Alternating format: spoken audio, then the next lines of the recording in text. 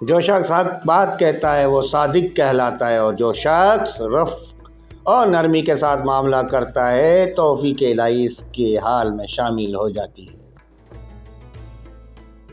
جو شخص حق بات کہنے میں شرم کرتا ہے وہ بہت بڑا احمق ہے۔ جو شخص حق کے قائم رکھنے کے لیے کوشش کرتا ہے اللہ اسے توفیق دیتا ہے۔ جو شخص حق بات کے ساتھ تمسک اور استدلال کرتا ہے وہ کامیاب ہو جاتا ہے۔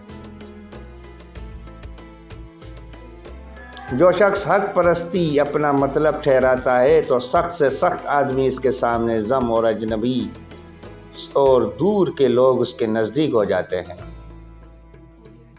جو شخص حق پرستی پر کاربند نہیں ہوتا وہ کبھی نجات نہیں پا سکتا۔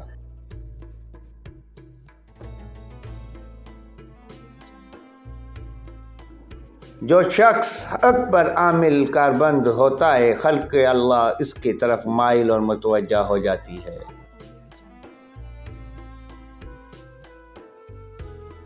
جو شخص حق سے علیحدہ ہو کر باطل کی طرف جائے اسے بالکل الگ ہو جاؤ۔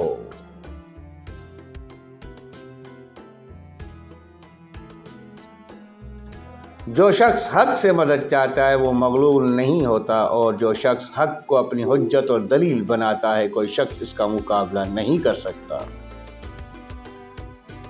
جو شخص حق سے مدد لیتا ہے وہ مغلوب نہیں ہوتا، اور جو شخص صدق کے ساتھ تمسک کرتا ہے اس پر کوئی شخص غالب نہیں آتا۔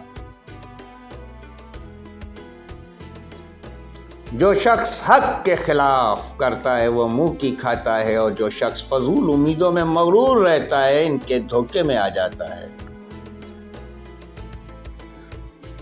جو شخص حق کا مقابلہ کرتا ہے وہ مغرور ہو جاتا ہے۔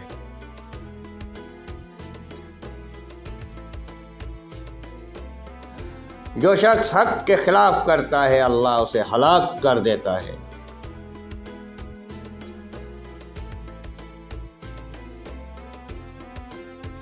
جو شخص حق کی مدد کرتا ہے وہ فائدہ پاتا ہے، اور جو شخص باطل کی حمایت کرتا ہے ندامت اٹھاتا ہے۔ جو شخص حق کے خلاف کرتا ہے خود اللہ اس کا مقابلہ کرتا ہے۔